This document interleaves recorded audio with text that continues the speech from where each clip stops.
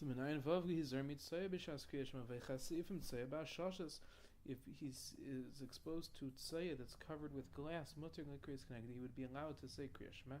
Af al pi shirei derech tafnes, even though he can see it through the walls of the glass, and we saw in Siman Ein Hey that by erva that is not acceptable.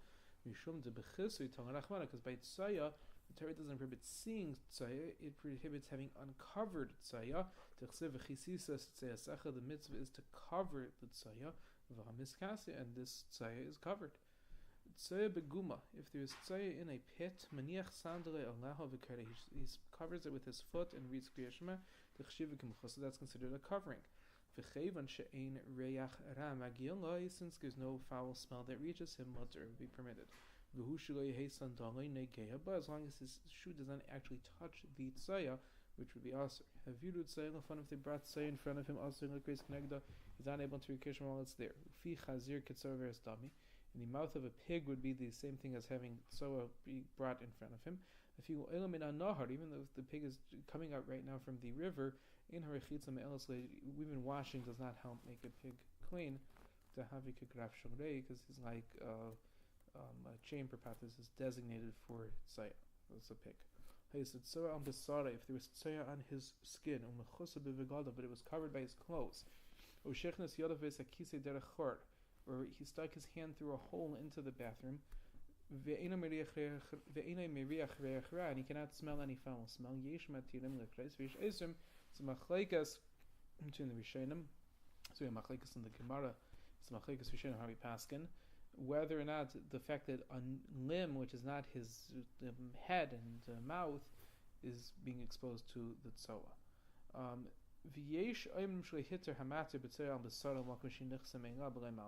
Some say, however, that even the Mekilim would only say a kula when the tzoa was covered by the body itself. Like it was under his elbow, his arm. Anyway, we should follow the opinion of the Machmira. If there be shechazara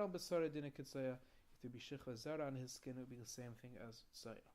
Tzaya b'fi tabas. However, this was all said about tzaya on any other part of the body. However, tzaya b'fi tabas, if it was tzaya in that place, even though it's covered up either from the body or from the clothes that he's wearing, everyone agrees that it would be also to say kriya shema.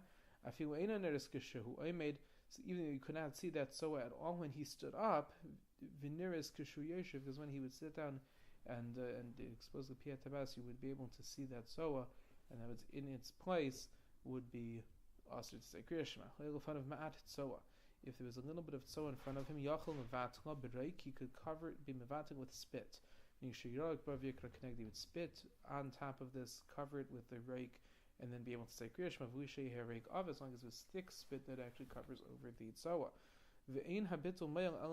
But this type of bittul will only help for a limited amount of time. Because if he doesn't say kriya shema right away, and then the spit will dissolve, then the tzoa will not be bottled. Safek im tzeba bayis. If there's a doubt whether or not there's tzova in the house, of course we got to say kriya shema. Why? The chezkas bayis shein but tzeva. The chazaka there's no tzeva there.